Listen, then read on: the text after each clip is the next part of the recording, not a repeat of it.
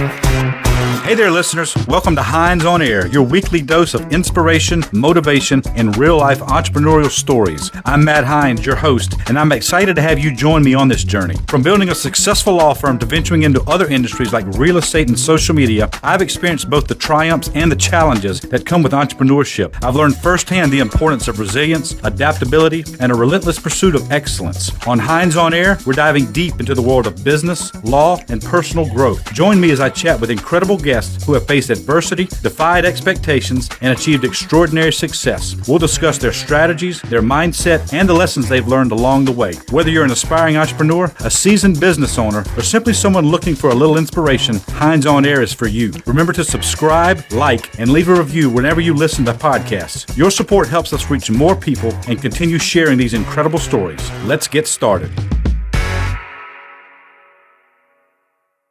We want to thank our sponsor, Bravos Leadership. Bravos Leadership is dedicated to helping entrepreneurs and other business-minded people grow their companies and achieve their goals in life. They're having a major event on June 21st that's going to have some of the best business minds on the planet, including Grant Cardone. So get your tickets today. Hey everybody, it's Matt Hines, back with another Hines on Air, and one of the most exciting topics that we cover on this podcast, and that is entrepreneurship. How to start a successful business, how to maintain it, and then even how to sell it in the future once you've got it to a certain level. Now, we have an expert here today. His name is Mike Watts. He has an incredible resume, beautiful experience. He's the CEO of a company right now, which he'll talk about. He has also... He's actually struck a deal with Daymond John from Shark Tank. He actually has business connections with him. He'll talk about that as well. He is a two-time winner of the Aggie 100 Award. He's a part-time professor at Texas A&M, and he's been listed in the Fortune 5000 list. So everybody, welcome Mr. Mike Watts to the show. Welcome, Mike. Go. Thanks for having me, man. I'm excited to be here. Oh, yeah, absolutely, man. Well, we appreciate it, and I look forward to your information because it's something you can't hear enough about. You get into business, you have big dreams, and then reality kind of smacks you in the face, and you're like, geez, what am I doing wrong here? So you sound like you have done it successfully many times, and that's good. Because one question I even asked of myself is, okay, this guy's successful.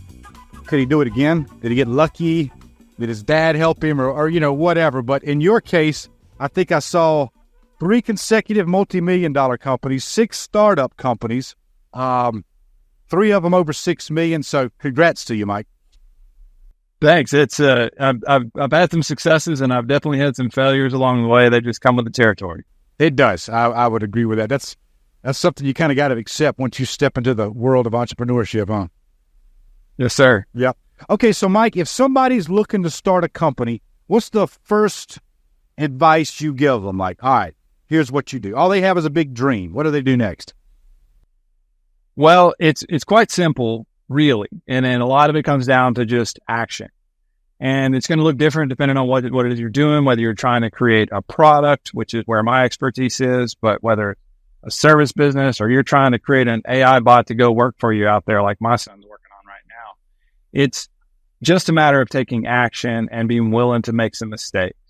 You can't win any games from the couch, so ultimately, that's really what it comes down to. And we're blessed these days to have so much information at our fingertips to be able to, if you're in the product space, you can start prototyping. You can buy a 3D printer off Amazon for just a few $100s and start making versions of your idea. If you don't know how to do the 3D drawings, get on YouTube. You can learn that too. So it's just a matter of starting to take steps towards where you think you're headed and ultimately understand that the world will pay you for value that you deliver.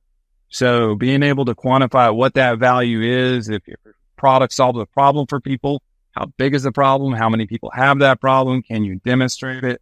If it's more service or, digital, then, how do people going to understand what your proposition is? And then why are they going to part with the money that they could otherwise feed their family with to give to you and make that proposition clear so you understand what it is you're trying to do for the consumer at large? Okay. When you say get busy, like I've consulted, nothing on your level, but, I've worked with companies and I know my own failures and successes. What I see usually people fail at in the beginning when they're getting started is a lack of the marketing.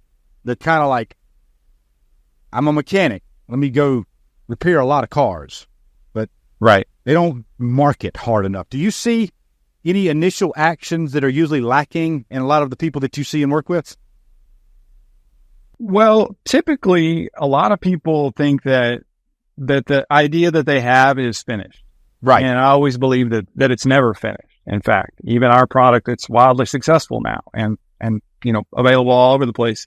It's still not done. It's still in evolution. It's still changing all the time. So just be okay with working from an unfinished place, not having all the information that you need, and then find some action to take. And part of that action might just be educating yourself. If you want to make a product that's made out of plastic, then you're probably going to need to educate yourself a little bit about injection molding. How does that work? How is that done? What types of plastics are out there? Educate yourself about that. And then work out trying to make some things that will fail, knowing that, you're going to make a plastic part and it's probably going to break the first time. Our Love Handle Pro, which is our flagship product now, we made 500 versions of it before we finally found the one that the combination of plastic and design functioned well and lasted long enough for the consumer. So just understand that, if you're going to fail 9 out of 10 times, just plan to fail 10 times, take repetitive action, have a positive attitude, and just always be educating yourself. Find people around you that you can lean on that maybe have done it before or have the expertise that you don't have. None of us has a perfect array of skills and abilities, so you need to understand where your weaknesses are. But really it just comes down to what problem can I work on today, and then get that done. And you'll be surprised if you do that over time, the snowball that it creates. And next thing you know, you'll look around and you'll have something functional that you can market. Marketing comes later, but you just need to figure out what is the proposition you're offering and how are you going to bring it and deliver it to the market. So you're saying focus on the product first and then the other areas of the business later? I would say yes, except for the fact that you need to understand, like I've had so many people, entrepreneurs, and I love them to death.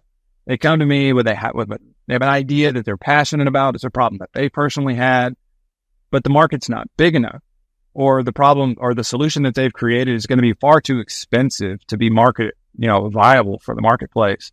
And so, I have to be honest, like tell them, hey, you got an ugly baby. Nobody wants to hear they got an ugly baby, but hey, it needs some work still. And the way that you can determine that these days is, an associate of mine, he creates a website a day. He comes up with an idea and creates a website for it just to see if people will respond to it, and then place an order. Find people around you that aren't your mama and ask them to give you a deposit towards your idea. Just try to use marketing in the sense of just to prove the concept. And if you can prove the concept that it's something that people want and they'll actually part with dollars for, then it gives you the confidence to then invest more of your time and energy into that idea. What if somebody's doing something a little bit more standard, like they're not inventing a new product, but they want to be a real estate agent or a tax advisor? There's thousands of them out there already. What would you say to that person to get started?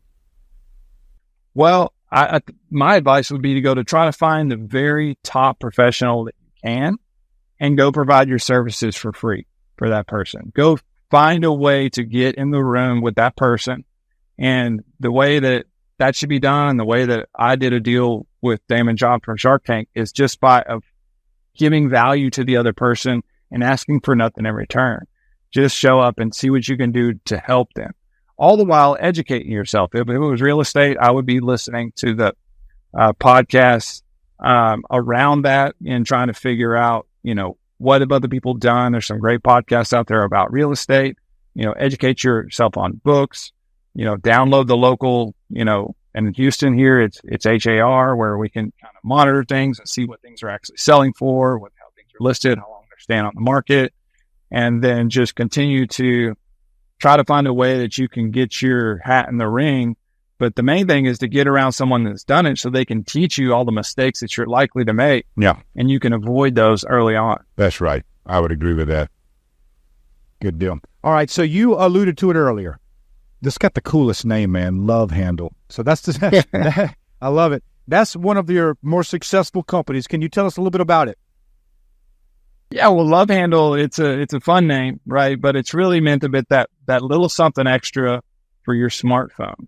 A little over 10 years ago, we saw an opportunity, and my family, we were trying to find another business to start. We'd started 5 before, but we're like, we need a big one. We need something that's really going to touch a lot of people. And the iPhone 4 had just come out, and that's the one that was glass back. So it was glass front and glass back. And they're like, here's a sheet of glass. Carry this around. Don't drop it. Right. And so it just seemed like a crazy proposition to us. And so we felt like it was just missing a handle. So we developed what we call the Love Handle, which is just a low profile strap that sticks on the back of the phone, made out of elastic, has a little plastic hourglass shape. So it got the Love Handle shape to it. So you can slip your finger under and just have an anchor point to hold your phone. You can lay in the bed, flip it around the back of your hand, be hands free. Since then, it's evolved to really incorporate features that our customers ask for, and it allows us to have we added a kickstand, we added a magnetic feature so you can stick your phone to any metal surface, and more recently we've even added like a wallet to the back, so you can have a wallet where you can slide 4 credit cards in. Nice. MagSafe compatible, so you can take it on and off of your phone, and so do wireless charging. But all that has just been an evolution over the last 10 years, kind of what I was saying before. Like, you start with an idea, and then it will evolve over time to potentially become something much larger. So really, it's an important point. So like in the category that you choose to play in, it's going to take all your time and effort. Huh. You start a business, you choose real estate or you choose phone accessories like we did. Just be sure that space is going to be there in 5 to 10 years, because that's the runway you're going to have to live in. You don't want to pick something that's going to be obsolete in just a few years, because it takes that amount of time to get something up and running. How would you know that, though? How did they know DVDs were going to be a thing of the past and all? That's true. You never have perfect information. Right. Entrepreneurship is an exercise in living in imperfect information. Right. Being willing to take action. We're not snipers. We're more like skeet shooters. We're just trying to throw as much lead out there as we can, Right. and just keep firing and then adjust as we go. That's a good analogy. I like that. Skeet shooting. Okay. I'm curious. I'm always interested to hear the evolution of a successful story like this. So when you first started to when you were making money, how much time did that take? Because the audience, and I think anybody starting a company needs to know, don't expect instant gratification. Like, it's a Absolutely. marathon. Yeah, it took a long time, and we invested quite a bit of money. I had a previous exit where we had some resources about us, so we wanted to self-fund this company. We spent millions of our own money to get this up off the ground. We made some big mistakes early in manufacturing and using inferior information. The ego got caught up. We ended up pushing up $500,000 worth of product into the dump and got in heavy lawsuits with some competitors. And so it's, I'm not trying to scare anybody, but there are things that happen when you're early on. That's why we say take affordable steps. I personally worked in the company for the first 4.5 years before I took a single paycheck. Wow. And even then, it was a $20,000 salary that I gave myself. And then I've been able to grow that now. But even still, I really prefer just to put all the money back into the business so that we can grow it and acquire new licenses like we're into now or whatever. But yeah, it took many years of us being able to continue to just reinvest back into it, even just keep investing into the company to keep the dream alive. So it's not going to be you're going to quit your job and then start a company tomorrow and then you're going to have some passive income that's just going to keep coming in. That's just not the way it works. You're going to have to put time in and have a plan to support whatever lifestyle or family you have in the meantime. Yeah, that's right. Yeah. That's a tough reality. I think I've heard people say, well, I need another so-and-so, so I'm going to start this company, and then I can have that extra income to this. I'm like, bro, that does not work like that. Here's one I'm asking for me, too, as well as the audience. At what point do you say, this is not going to work? Like 4.5 years, you probably had more indications and more data to work with and evaluate. But at what point do you say, you know what, this was probably not a great decision, market's not supporting it, I'm going to cut my losses and ship to something else? Or do you say, let's keep going, like I'll make it work no matter how much time and money it takes? Any rules of thumb there for how to handle that crossroad? Well, I don't think there's any hard and fast rule. If you're constantly seeing a lack of interest from consumers for your product, and whatever it is you put out there, they're just not interested in you solving the problem that you're trying to solve, then you need to pivot. But I also don't throw out the baby with the bathwater either. You know, a lot of it just needs a different angle. Maybe it needs a new feature. Maybe it needs some new spin or twist on what it is you're offering so that it is unique and separate from the market and offers some extra value. So, you know, definitely keep your eyes wide open for those indications. But ultimately, if you believe in it, you know, a lot of the great companies out there, they went for a very long time, you know, just eating dirt. And then all of a sudden they look like a 10-year overnight success. Right. Because the founder believed in it and really was resolved that they are delivering true value to the world and that they can make a business out of that. So I think I don't want to be the one to encourage anyone to quit their business or stop what they're doing, but it might need a new iteration or a new layer of uniqueness. Yeah, I think in Ted Turner's book, which I love, this book called Call Me Ted, and he narrates it. He goes through the whole thing. And I'm pretty sure he said when they started CNN, they didn't see profits for like 25 years. I don't know if that's accurate because that sounds too unreal to be true, but just gives you an example of how much time. I think Joe Rogan, I heard him say the other day, they never made a profit for the first 5 years. Right. And now look at him. So, yeah, it's tough. But I've gone through that mentally on my own with different ventures. Like, okay, am I being stupid here, or do I need to be stronger and keep going with it? It's a tough decision.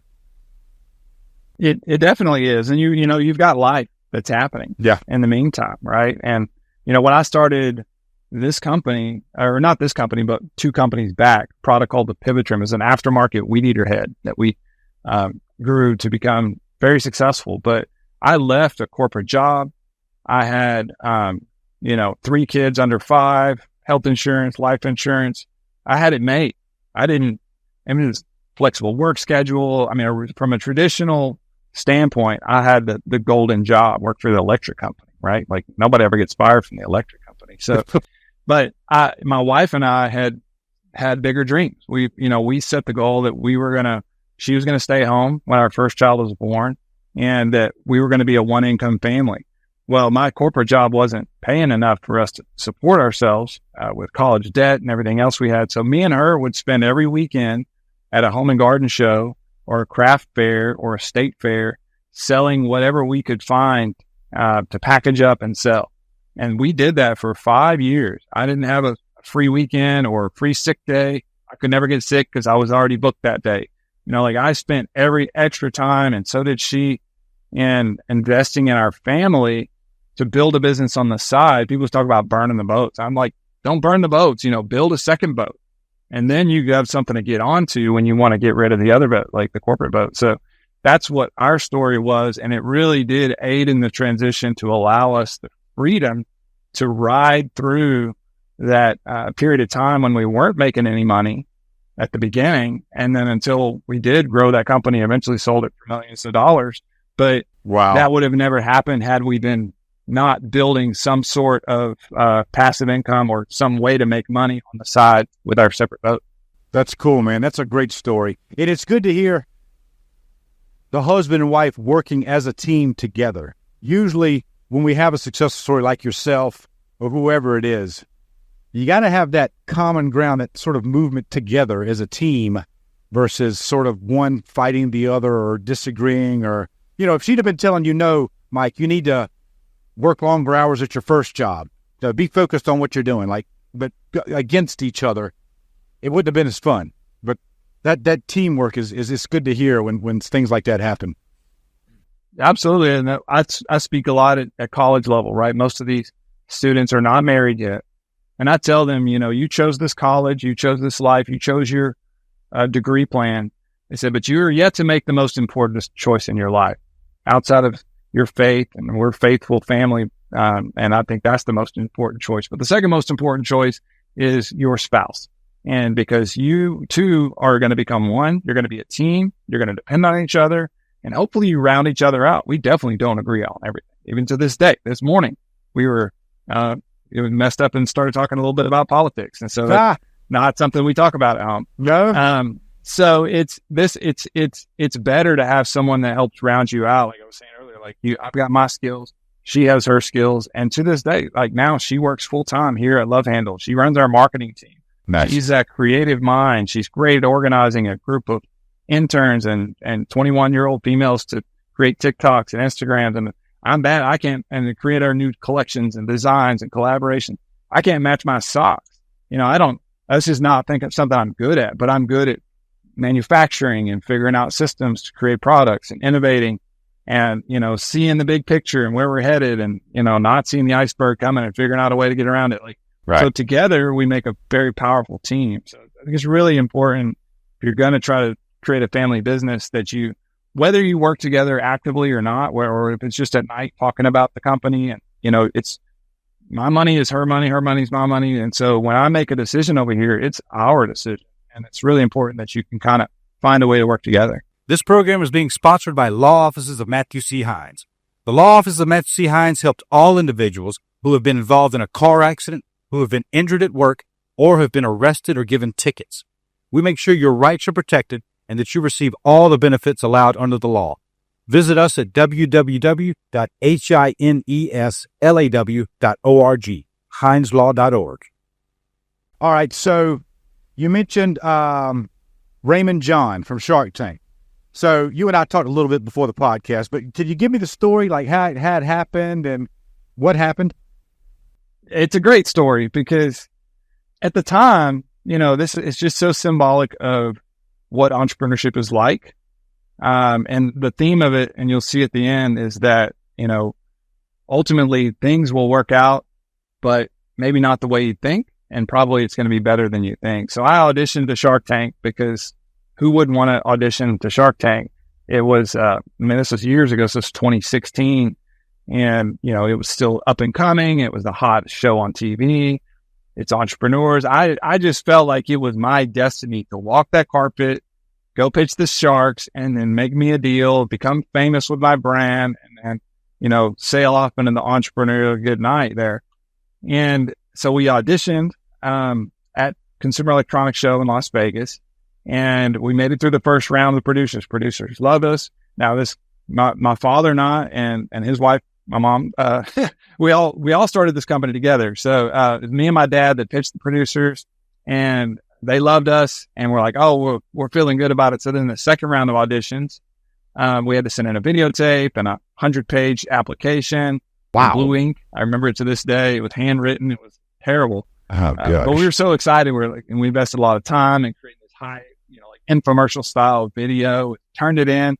A few weeks later, we got our answer back, and they said, "Sorry, you did not make it on the show. You're not going to be on Shark Tank." If we'd have made it through that, then we would have literally been going to Sony Picture Studios and walking the carpet, and maybe aired, maybe not, but that didn't happen. Okay. So next year comes around, we're like, okay, well, we weren't ready. We probably didn't have enough revenue, or we're trying to figure out what happened.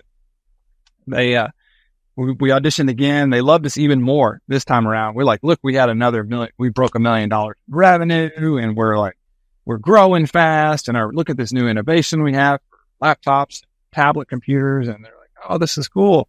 And we, even more energy. And so we did the second round, and then the exact same thing happened again. They turned us down one more time. So I don't know. I guess if I have a face for radio or some reason, right, why they didn't put me on TV. But the cool thing is that they told us that don't send samples to the set. Like, it's not allowed. I did it anyway. And I sent samples every single week to the set. And eventually Daymond John of FUBU got one of my samples, put it on his phone, fell in love with it, and then started using it. And I wouldn't have known that except that his office out of New York started ordering them for everybody in their office from my website. And I spotted that on my website. I was like, the Shark Group is ordering my product. That is Daymond John's company. So it's got a phone number on there. So I call up. I'm like, hey, I'd love to talk to Daymond. I'm such a big fan. And they're like, oh, you want to talk to Daymond? Yeah. No, you can't talk to him. That's There's right. no way. Right. All these normal people, you can't talk to him. Yeah. So then I started making custom ones. He was launching his books, his Power of Broke, Rise and Grind books. I started making custom ones and just sending them to his office with his logo on them. And they'd take them to his book signing events and he would pass them out. He goes, "Where did these come from?" And this guy Mike sent them to. And he appreciated that gesture of me just adding value, kind of the real estate story we were talking about before. And I just kept doing that for like over a year. And then eventually the phone rang. It was Daymond John calling me saying, "Mike, I just want to say thanks for you sending me all this stuff. I love your product. I love your hustle. I love the application of using your product as a gift for promotional product. I just think this is smart. I don't do this. I got more deals than I can say grace over, but let's make a deal." Deal. And so that's how I made a deal with Daymond John from Shark Tank. And so now instead of us being, at linked business partners, or him as an investor and me as an investee, we're friends. We truly are friends, and he's become a mentor of mine. So it's a dream scenario for me. He's promoting it. Just this morning, I saw him talking about my product and showing it as he's walking around a trade show somewhere. It's just been such a neat journey. So anybody out there listening, like if you have something that you think is really you're destined to do, you might be able to get there in a better way than you can even imagine. But you just got to keep the hustle and keep working and keep grinding it. It might not even happen on your timeline, but it could happen better than you can imagine. Wow, absolutely, man. That's amazing. Did you write all the producers and the judges and say, "Hey guys, I didn't need you to begin with, so thanks anyway"? No, but I have been invited now to go backstage and watch the next filming. So I'll be sure to nudge them a little bit and say, "Yeah, you turned me down, but look at me now." That's right. What's up? So real quick, the product that we keep alluding to, that's the Love Handle product, right? Yes, sir. Okay. Is that, I'll go into Best Buy or wherever and see lots of those cases for your phone. Is that the Love Handle? Or like, this is mine here. It's got a magnetic little circle thing. Like, right. So this would actually, you might not want pink, so I'll give you a black one here. This one would stick. See, the back of your phone has a circle on it, right? Yeah. That was invented by Apple to align wireless chargers. That's what they call MagSafe, right?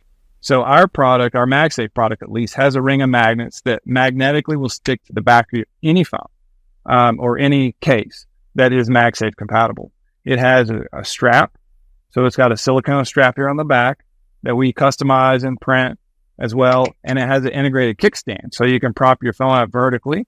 So like right now while you're recording in the studio, you could have your screen popped up where you can see a message from your producer. Works sideways too. And this particular one has a slot for 4 credit cards. So you can slide 4 cards inside, and then it's magnetic. So you can stick your phone to, I don't have anything metal nearby, but it'll stick to like the side of your car, your fridge, workout equipment. Even with it on? Even with the thing on there? Yeah. So I designed it with 2 magnets on the inside here. See those 2 magnets on the back? There's 2 N52 neodymium magnets inside. So my phone, I can stick it on the roof of my car and drive down the freeway, and it's going to stay right there. And that's happened from a lot of our customers that accidentally left it there. The straps are interchangeable. So now it's like changing your t-shirt. You can change the look of your whole phone. So our audience is typically more feminine because they love this strap ecosystem. Our average customer owns 12 different straps, and they change them out every day like me and you change our shirt. Yeah. Dude, Mike, I'm going to Amazon right after this podcast. That is the coolest thing ever. Can we put our logo on it? Absolutely. Yes. Yeah. That's lovehandlepromo.com is where that's at, or promo@lovehandle.com is my team. And actually my oldest son, the one I told you that was born when we started the company, he runs that whole division. And tomorrow night, his wife is going to be having, according to the doctors, my first grandson. Wow. So we're going to be and that kid is already destined to be in all of our videos and photo shoots and everything like that. So we're very, very excited. Oh, congratulations. That is super exciting. Is boy or girl? Boy. Little boy. Okay, cool. Very cool, man. Well, all right. So it's only right that we give the audience, you've given them some successes and what can happen when you think big, work hard, don't give up, all that. Tell us about one of the failures that happened. Or are there any? You mentioned, I think you alluded to. Oh, so many. Okay. So many. And there's failures still every day. But some of the big ones, I alluded to it earlier, but it's a great example of just taking affordable steps, which is one of Daymond's things he talks about in his books. And early on, when we first started the company, and we're coming off of a big exit, right? So I'm like, everything I touch is gold. I'm a millionaire, all these ego things. And so when we first launched the product, we manufactured 500,000 units in first production run. And I didn't spend any time with the manufacturing team trying to make sure that they were going to make good quality product. At that point, we were making it overseas in China. Unbeknownst to me, they changed the glue. So it was just a piece of elastic glued onto a plastic base with a 3M sticker on the back, right? The most important piece, that glue that holds the elastic down, they just went to a low-grade glue from a high-grade glue, which we inspect.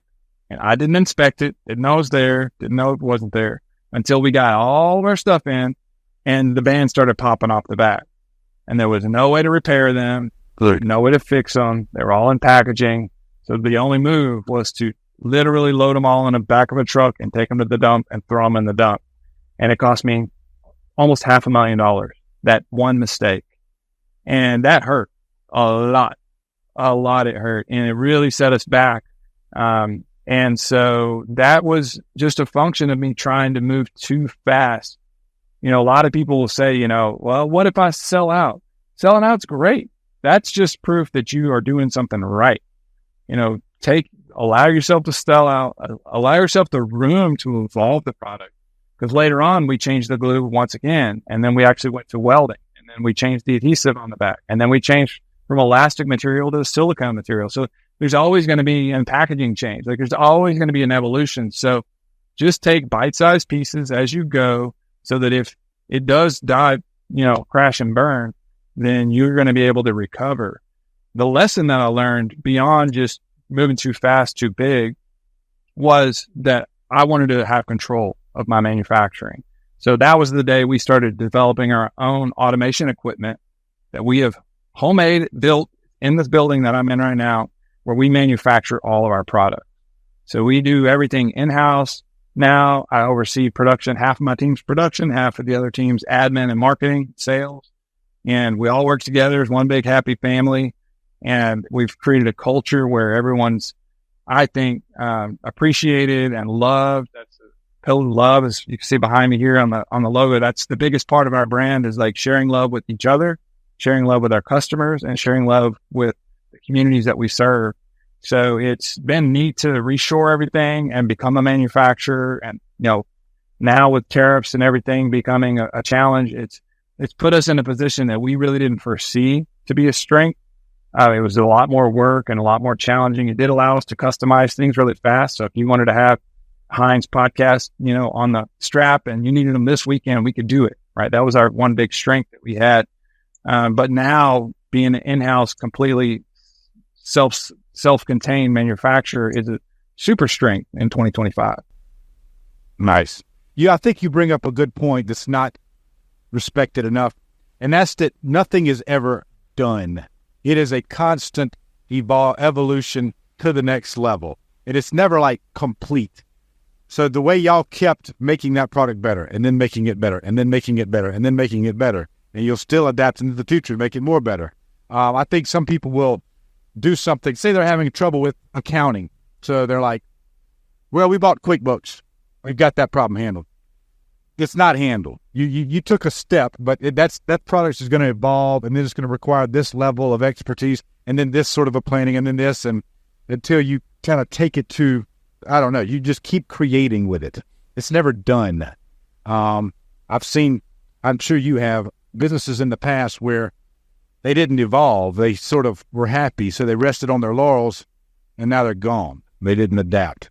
So, yeah, absolutely. We're always trying to think about, like, if we were going to take ourselves out, like if we were going to try to build a company on the side that would make us obsolete, and understand our weaknesses, and then how do we become that company today?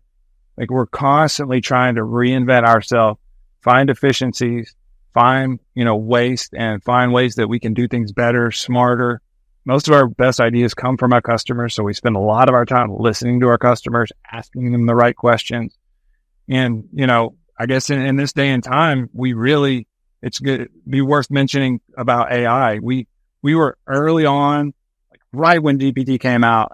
I've always been an early adopter. And I think that serves entrepreneurs well to lean into new tools and opportunities and disruptions because it creates opportunity. And we have integrated it across our company. Everyone uses it. Everyone has a sticker on their computer that says, how can AI help me do this better? And we're constantly trying to find ways to bounce those ideas off.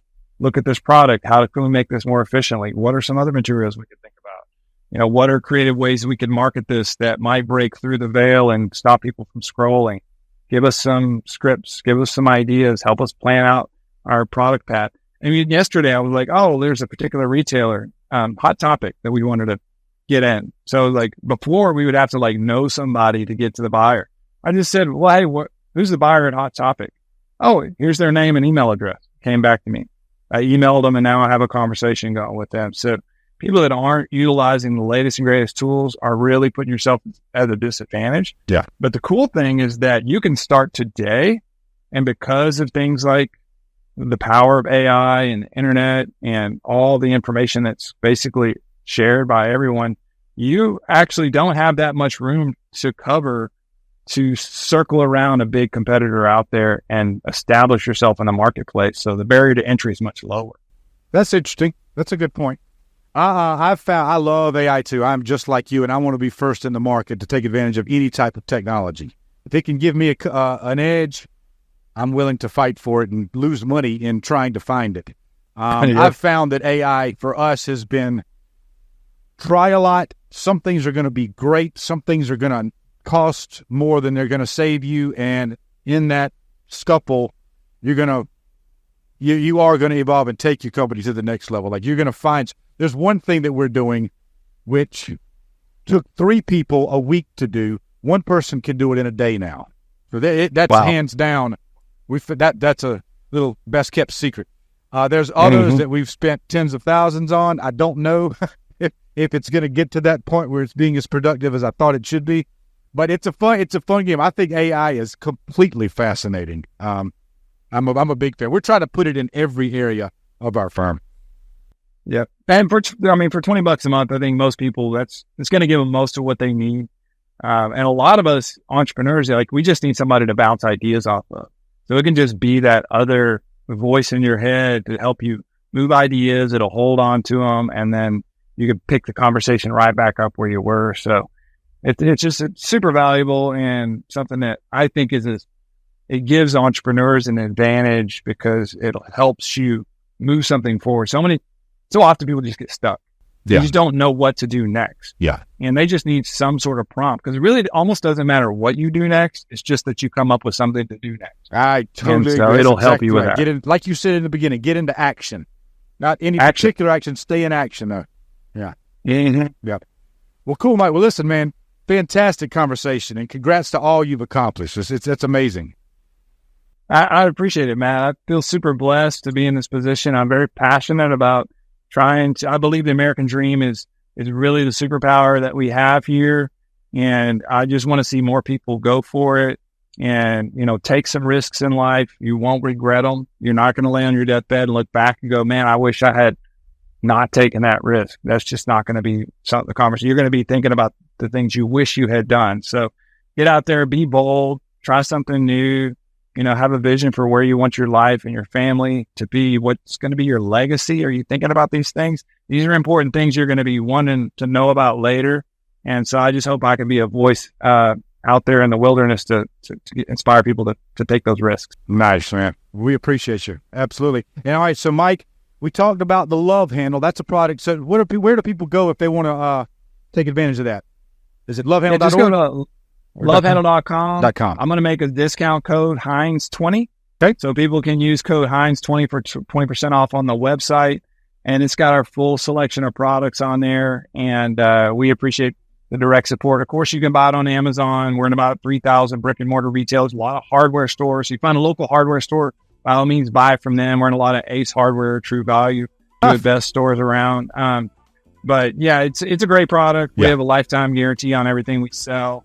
And I think you'll really enjoy using it. If you have a business you want to promote, reach out to us. You can find us there at lovehandle.com too on promotional. We'll do a custom logo. We'll make a free sample for you.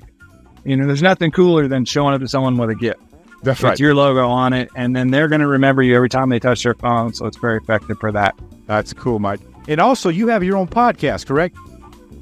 Well, I did. I've kind of put a pause on it. So okay. Right now, I've found more success just partnering with great people like you, Matt, and just joining you as a guest on podcasts versus the time. My time is, time is the most valuable thing we have.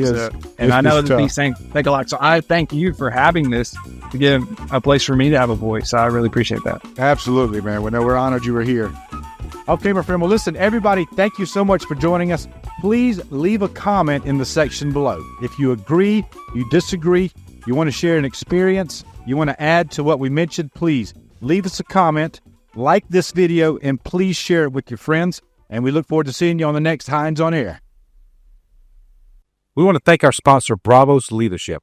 Bravos Leadership is dedicated to helping entrepreneurs and other business-minded people grow their companies and achieve their goals in life. They're having a major event on June 21st that's going to have some of the best business minds on the planet, including Grant Cardone. So get your tickets today. Hines on Air is for you.